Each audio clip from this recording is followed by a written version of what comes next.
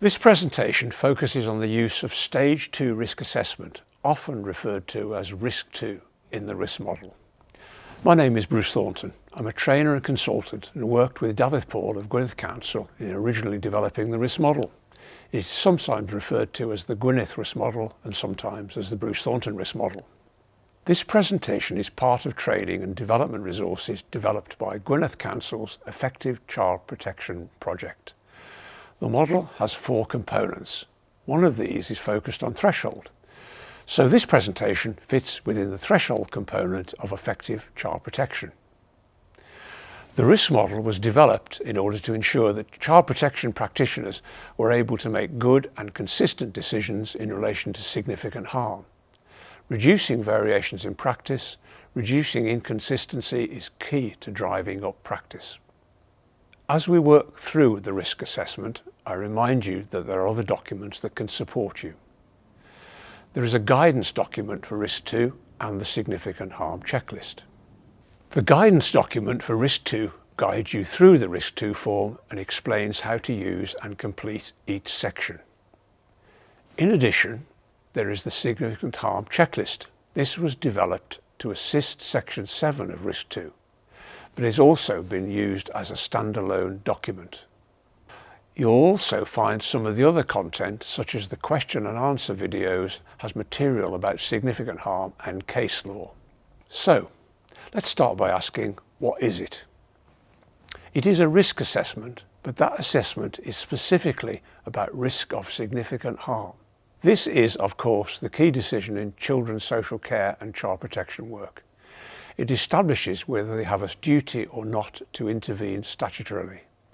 That means this is the decision that either forces us to take child protection actions or otherwise confirms we actually don't have authority to do that.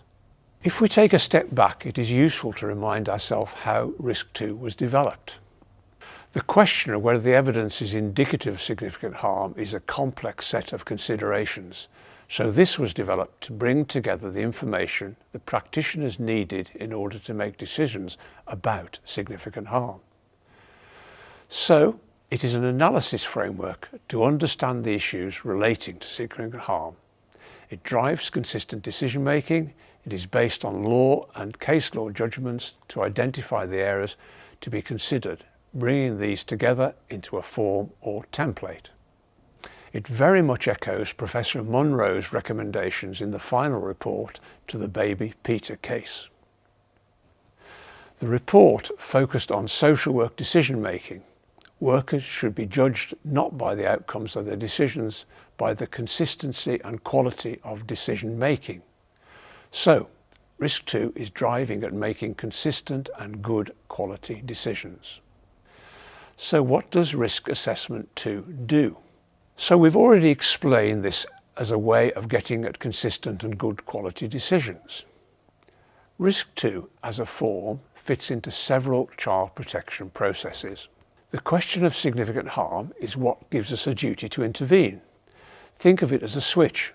If you have likelihood of significant harm, you have a lot of authority to act to protect children from harm, abuse or neglect. You do this regardless of the cooperation of the family. It's a very invasive power that the state has in people's lives. And of course, if the switch is positioned the other way, you have no likelihood of significant harm, then you can't intervene without a family's consent. If you want to think a little about the power we have in people's lives, the terrorism law gives similar power, but not much else gives the state such power to encroach on people and families' privacy. So this decision is very much about protecting human rights and determining whether a family's right to privacy or a child's right to be protected is most important. I want you to think of this decision about significant harm taking place continuously. Sometimes it is very formal. For example, at the end of a Section 47 inquiry. At other times it is less formal. Think of receiving some information about an open case. So this decision is taking place all the time. If we look at different scenarios, some formal processes, some less so. Of course, new reports or referrals are always screened for indication of significant harm. That's a formal decision-making process that is done within 1 working day of referral. A Section 47 inquiry is also a very formal consideration of the question about significant harm. This comes at the end of your investigations. It's the same threshold that determines whether something may need to be referred to court. This is usually as the ability of parents to change is questioned, either because their difficulties are too severe to overcome or that the time this may take is too long for the child to wait. For people who work with children, they need to continuously screen and think. Is this information one that I process normally and take action, or does it actually suggest the child is at risk of significant harm? An easy one to miss is long-term neglect. Quite often you get a lot of low-level concerns over a long period of time. How do you make sure you don't become immune to those messages? And remember to ask yourself, does this indicate significant harm? In the risk model, we deal with this by using risk 1, which screens all cases routinely for indication of significant harm.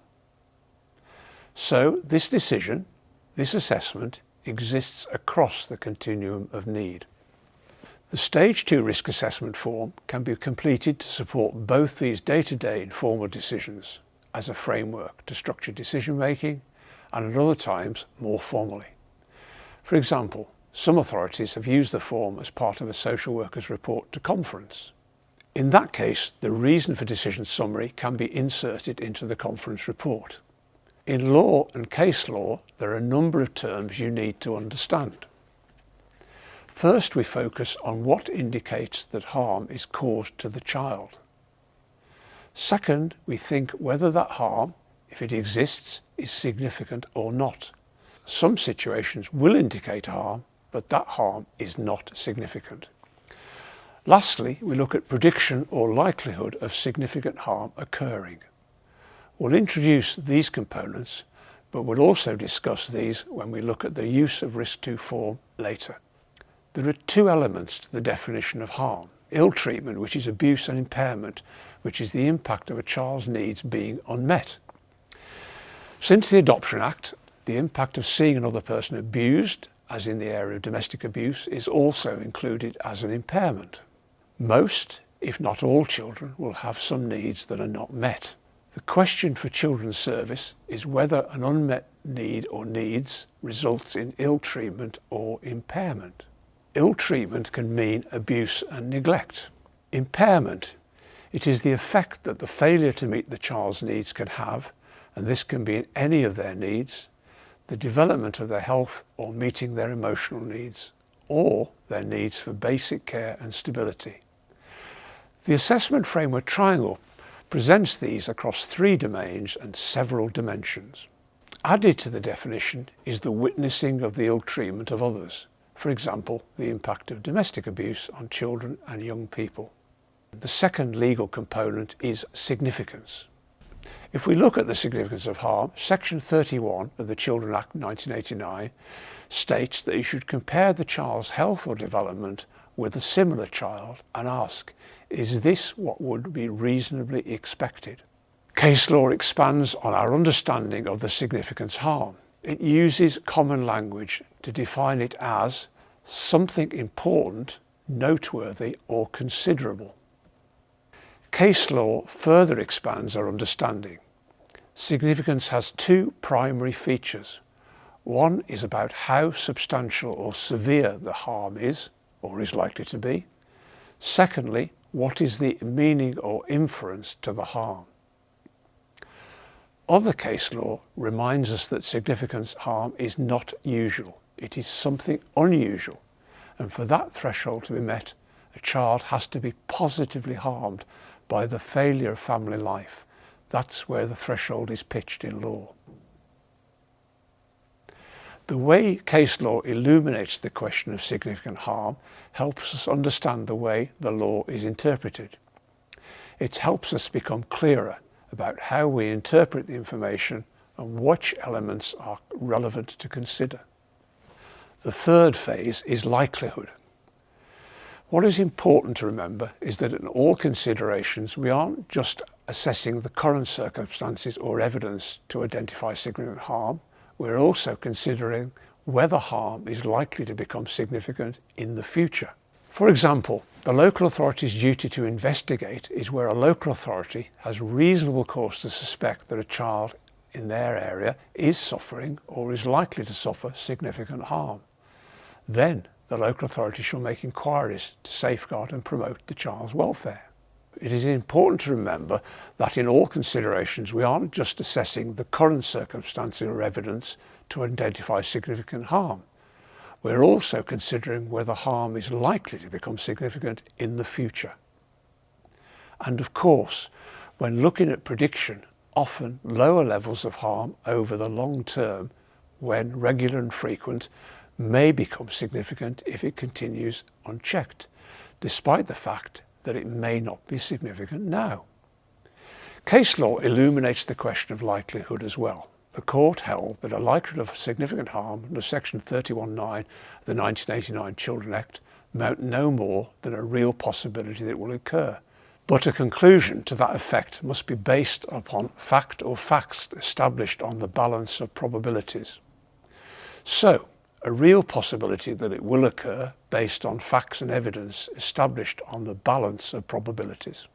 Some case law suggests that if the question is about likelihood in the future, it is something feared rather than something established in fact. It also suggests the importance of how likely and how severe. To satisfy the threshold, the severity of the harm is inversely correlated with the likelihood. So, if it is less likely that the harm is to occur, then the actual harm would need to be more serious to meet the threshold. And the other way, if it is very likely to occur, then the harm feared can be less serious. We are also asked to consider if the likelihood of harm is based in something having actually happened in the past, that there is evidence that this did actually happen. However, if the question of likelihood is prediction of future harm without past evidence of harm, the court only needs to be satisfied that there is a real possibility, a possibility that cannot sensibly be ignored, having regard to the nature and gravity of the feared harm in the particular case. So, you couldn't sensibly ignore it, given how serious what you fear may happen. I've mentioned already that risk 2 is essentially an analysis. Every analysis is essentially about answering a specific question. The analysis is the collection of evidence or conditions relevant to answering that question. And in this case, the question is whether the evidence indicates likelihood of significant harm. In risk 2, law and case law has determined what these elements were, and they have been brought together in the risk assessment form. These components include the two aspects that give us an indication of harm: the balance between capacity of the parents and the degree that the child's needs are met.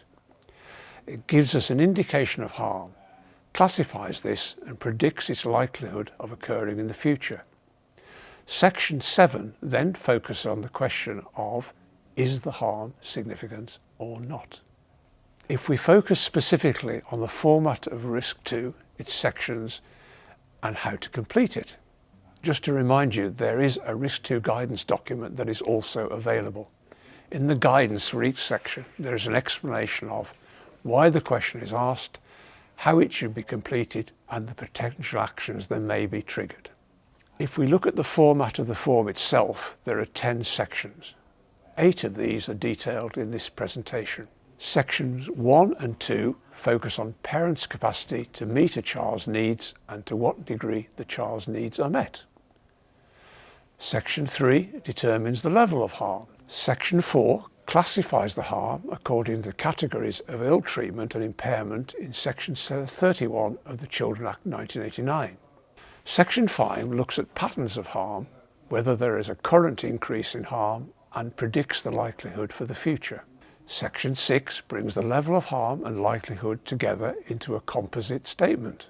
Section 7 explores whether the harm is significant or not. Section 8 concludes the overall decision about likelihood of significant harm and includes a summary statement of the analysis that supports the decision. Sections 1 to 3 identifies harm, firstly by understanding parental capacity, and secondly looking at how a child's needs are met. Section 3 analyses the relationship between these two considerations to establish the degree of harm. Section 1 focuses on parental capacity. The section concludes by making a decision on one of 4 options. This is graded from most to none. It includes a series of questions before you reach this professional opinion section. You scan a series of considerations, essentially what is known about their family and their circumstances, including parental adversities such as domestic abuse or dependency. The section concludes with a section to record a professional opinion graded across 4 options. These range between capacity to meet most needs, some needs, limited capacity, and lastly, that the parent does not have the capacity to meet needs or protect from harm. In Risk 2, the professional opinion about Section 1 is recorded by ticking one of the options in this grid. You will note that there is also a section for recording any notes of supplementary evidence. Section 2 focuses on the child's needs. It includes a series of questions before you reach the professional opinion section. These scan a series of considerations related to the assessment, including seeing the child and sources of information consulted. It probes historical concerns and unmet needs. The section concludes with a section to record a professional opinion graded across 4 options about the range to which the child's needs are met. These range between most needs being unmet through to very few remaining unmet. The professional opinion section includes the concept of critical need. This is reserved to describe a need which has life or limb consequences if unmet. Reserved, for example, such as a child being supervised by a convicted sex offender or a toddler exposed to discarded hypodermics.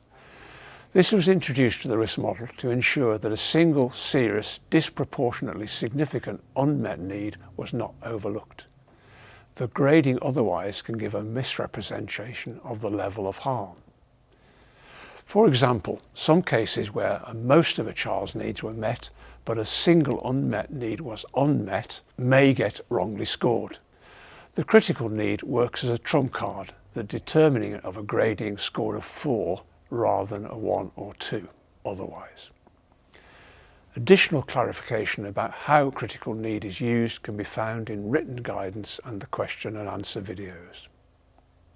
In Risk 2, the professional opinion about Section 2 is recorded by ticking one of the options in the grid.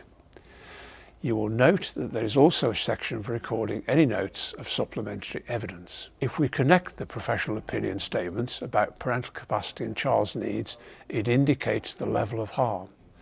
This indicates 3 levels: either no indication of harm, some indication of harm, or a strong indication of harm. As an illustration, if we read out the statements relating to our case example, listen to the opinion statements presented together. The parent does not have the capacity to meet the child's needs or protect from harm, and most of the child's needs are unmet and a critical need is unmet. In this case, the scoring is 4-4. Its colour code indicates red, strong indication. In Risk 2, the level of harm is recorded by ticking the relevant box in this matrix. It is based on the professional opinion boxes for Section 1 and 2. The score of 4-4 indicates a red colour coding and a strong indication of harm. Section 4 provides a classification of harm. It provides some context or descriptors to the harm. It identifies whether this is ill treatment or impairment, and if so, it details the nature of the harm. If we once again focus on the example case, harm here is identified as an impairment in the areas of physical and emotional development and of physical health. Section 5 is about likelihood of future harm. The first question is about clarifying the patterns of what we know has been happening, that we would be able to evidence. It is a record of the frequency of harm occurring at the moment. Has it been decreasing, continuing at the same level, or increasing? It then asks the worker to predict the pattern in the future. Is it likely to decrease, continue at the same level, or increase? and then to provide an explanation to qualify for the statement. For example, likely to decrease as partner released from prison and assists with shared caring, or likely to increase as the child is mobile and requires supervision to protect from used hypodermics. In risk 2, the likely future harm is recorded by ticking the relevant box in the grid. You will note there is also a section for recording any notes of supplementary evidence. In this case example, the harm was predicted to be likely to increase as the child became mobile. The risk summary is a little like taking a pause and recapping on your analysis so far. It brings together your conclusions about harm, its classification, and the likelihood of occurring in the future. This is done before the question of significance is considered. Section 7 is often one of the most difficult parts of your assessment. If you establish that there is harm, or that harm is predicted in the future, this section identifies the areas that make that harm significant. The Risk 2 form does not go into much detail, but provides a place to record your analysis of what makes harm significant. It suggests that practitioners look at the Risk 2 guidance for further information. Also, the significant harm checklist provides a very detailed analysis of significant harm, which is helpful. We'll come to this shortly. However, there are a few things that we should try to keep in mind, even if you don't use or refer to the significant harm checklist. Significance means inference or additional meaning to the harm, and it can be a single incident or a series of incidents. The law does not provide much clarification about what may make harm significant as we'd want. It indicates that in establishing significance, you should compare the child with what you'd expect of a similar child. I'm not sure if this provides clarity. However, where the law may help us a lot, case law provides us with a lot of information about how judges interpret the meaning of significance. It is case law that drove the design of the significant harm checklist and the areas of good practice indicated in it. Let's mention a few of these. Significance has two features. Firstly, the seriousness, substantiality or severity of the harm. Secondly, the meaning to it, often related to parent capacity, or that the child is beyond parental control or influenced by external factors.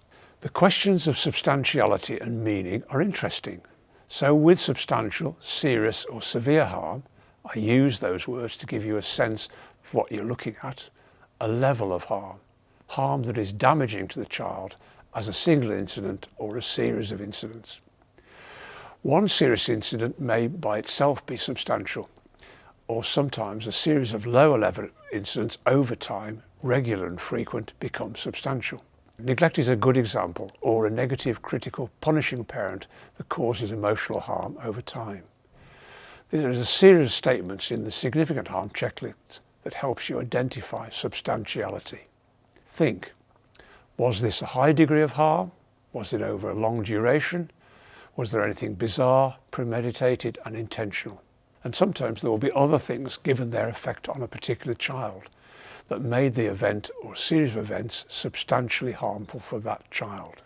When we look at meaning, again we can use a few words to illustrate what we mean. So inference, meaning or attribution. It is some value or interpretation on the harm that gives it a particular meaning. We often use the story of a 6-year-old on a winter night falling off their bike and breaking an arm. The harm is absolute. There is a fracture. If the parent was absent, the child unsupervised, both parents incapacitated through drug use and no one able to respond to the child's need for medical attention, well, you may have significance to the same injury. So the question of what does this mean is interesting. What does this tell us about the capacity and behaviour of the parent? Did they behave reasonably? Was there anything they did or didn't do that worries you? If there was a failing, was this on purpose or just through a lack of care or thought? And if the child is considered beyond parental control, what has been the parental response? Reasonable? Have they tried everything they would be reasonably expected to do? Or not? What about other external influences? Grooming, exploitation. Many of these factors weren't considered in 1989 at the time of the Children Act. A lot of our focus is on parents, but sometimes parents have done everything they should respond as any caring parent would. Some parents are difficult to manage due to illness and disability or their adolescent behaviour, and we have some powerful external influences. Case law refers to significance as something that is considerable, noteworthy or important, and that it's unusual goes beyond what we'd think of as just as human failure or inadequacy. So interestingly, significant harm goes beyond parental inadequacy or failure. And the second statement talks of children being positively harmed by this failure, that failure of family life. Specifically, it indicates the state should have no role in interfering in private life of families unless, essentially, the failure is much more than this, much more failure or inadequacy, so the threshold is high. Ask yourself when thinking about significant harm, do I see positive harm as a failure of family life? Is this more than human failure or inadequacy? It's in section 7 that the child protection practitioner brings together these aspects that make the harm significant. We'll discuss the factors relating to significance, and often practitioners are able to see these aspects clearly without reference to any other guidance or material. But remember, the significant harm checklist can be useful to assist you and to identify the aspects of substantiality and meaning, and can sometimes give you greater clarity and confidence in writing these in section 7 and then in the reason for decision in section 8. There are other aspects of case law that illuminates this question of what makes harm significant. We'll mention some statements of note. One talks about the courts increasingly hearing cases which are no longer those high-level of abuse cases the Act was set up for. There is concern that the courts are drawn into what has been termed social benevolence, that they want to help children in situations of adversity. Of course, that's commendable, but the law was never created to interfere in the human rights of family and their rights to privacy. Another statement refers to what society has to tolerate. It has to be willing to tolerate very diverse standards of parenting, including the eccentric, the barely adequate and the inconsistent. It mentioned that as a consequence, some children will experience disadvantage and harm. That's not the role of this legislation to spare children from the consequence of defective parenting and fallible humanity. Case law helps us calibrate our interpretation of significance. We've mentioned the significant harm checklist. It was designed on the basis of case law and the considerations critical to consider the significance of harm. The significant harm checklist was created to support practitioners in analysing significant harm. It deals with getting to grips with section 7. Of course, the checklist can be used as part of Risk 2 or a separate document. There is a more comprehensive guidance to the checklist. The checklist is separated into 2 sections, the first dealing with seriousness and the second with inference. There is more detailed guidance to the checklist, but we'll look at these sections and examples of the considerations quickly.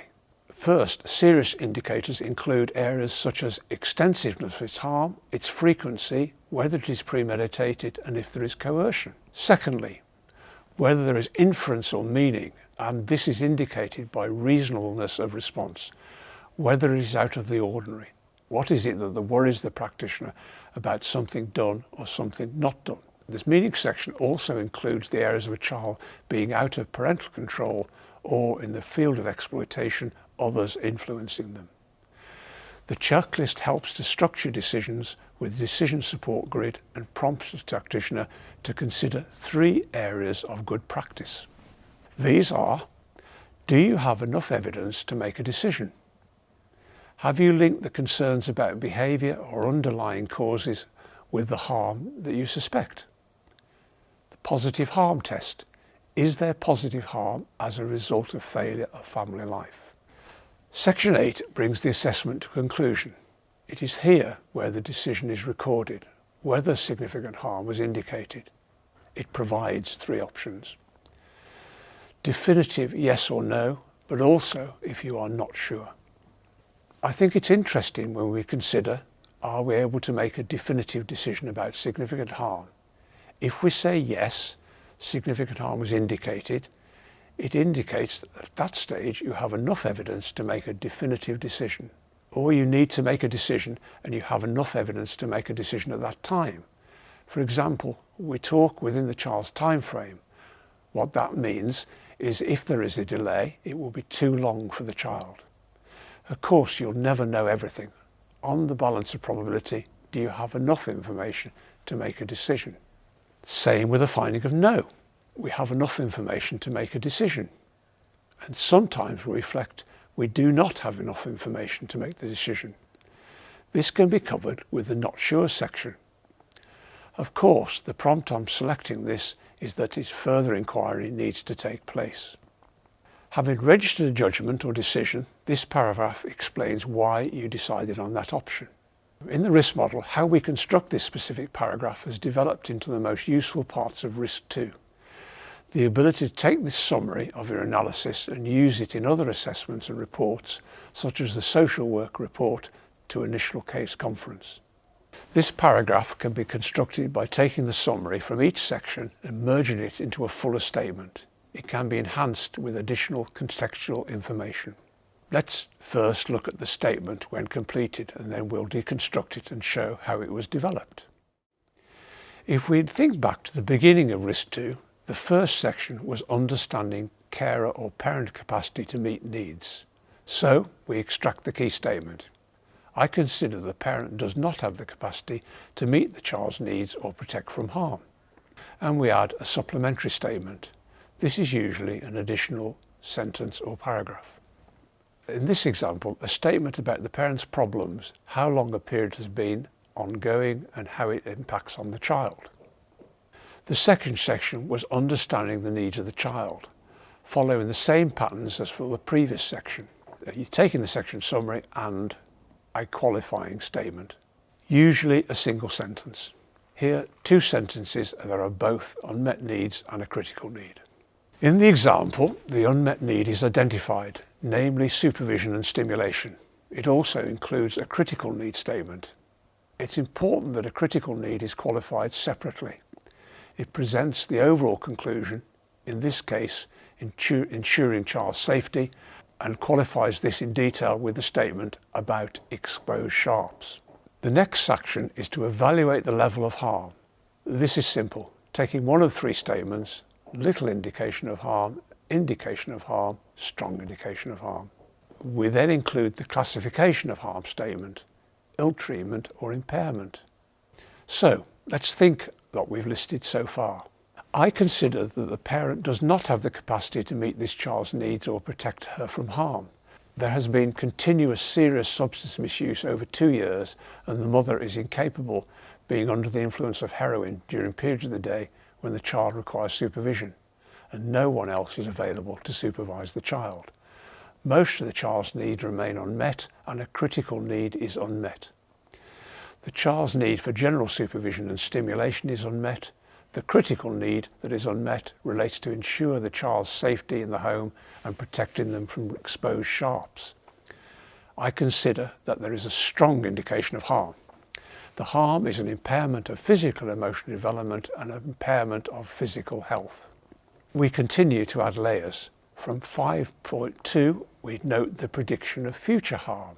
6th element is identifying what makes harm significant. In this case, we state to open the section 1, I consider that this harm is significant. This establishes whether you are presenting this as significant harm or not, pivotal in your assessment. And then in the past and the pattern or relapse, we add the contextual statements. Section 7 itself is sometimes quite long, so you need to summarise the key elements for significance for this reason for decision. Here we refer to the parent's response to change briefly, with specifics about what the parent does not do in relation to disposing of hypodermics and supervision of the child. So here we see 2 aspects of significance we've discussed, substantiality and meaning. So parent is leaving used hypodermics in reach of an ever mobile toddler. We have potentially life-threatening risk if other users are leaving their used needles in the home. And the aspect relating to meaning is about the parent's disengagement and relapse. There is reference here to the parent's response to change. And of course, this could be supported by reference to some of the change tools available. For example, where the parent is on the change cycle. If I remind you of the good practice I discussed when talking about case law, you'll see in this example that the statement is making a connection between the behaviour of the parent and the harm that the worker argues is caused by this. In this example, it is clear, but it's important to remember to make this connection. If we look at the example statement, we can see where the various statements are sourced. You'll see that it is the significant statement that requires the greatest attention. The other sections are more straightforward. I'll remind you, just as Section 7 is most challenging in Risk 2, then the question of significance is also the most challenging part of Section 8, Reason for Decision. If you find it difficult to clarify your rationale regarding significance, remember that the significant harm checklist was developed to support your analysis of the significance of harm. So, we've looked at the reason for decision statement in Section 8. This summarises your analysis and findings into a concise, focused paragraph. This has proved very useful in practice. The Risk 2 form holds the analysis, and the summary is often copied into other processing forms. One of these is the social worker's report to Child Protection Case Conference. There are a few other sections in Risk 2 which are largely self-explanatory. Firstly, tools. Sometimes you don't have enough information to make a determination. If there is sufficient time, you may be able to commission the use of a specialist assessment tool. Examples would include tools assessing parental capacity change or tools focusing on neglect. This section provides a record of any tools used as part of the risk assessment and the date completed. Section 9 records follow-up actions. This is a list of any matters where the assessment indicated follow-up actions or further inquiries to undertake. Section 10 is where the comments of the team manager are recorded and both the social worker and team manager sign and date the assessment. This completes the Risk 2 form. The purpose of the Risk 2 risk assessment is to assess the likelihood of significant harm. This is the threshold decision that drives all the statutory functions of the Children's Services. As an analysis framework, it focuses on the key areas relating to determine harm and its significance. It promotes consistency in practice. It can be used formally, for example, as part of a Section 47 inquiry, or in preparation for a social worker's report to conference.